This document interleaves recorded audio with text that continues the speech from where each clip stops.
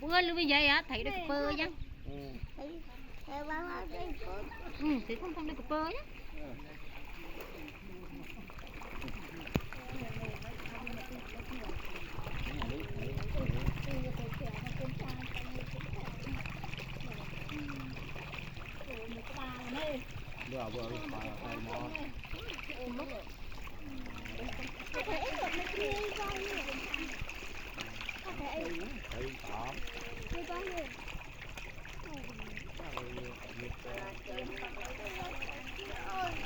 không thấy vét ươn quay lại cho nó chắc tiền trong can đấy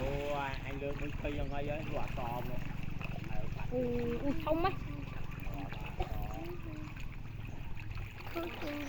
không chừng nhá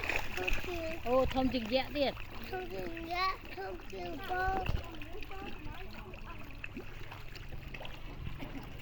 ban nó sầu lang lơ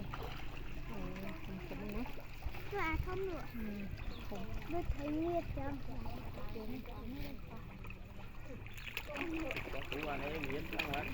bữa nữa nửa muốn nửa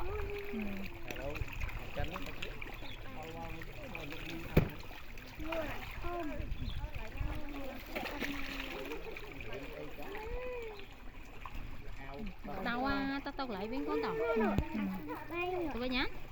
đây cho nó đợi sữa nó nấu đây cho nó nông phun lư anh mò mày hả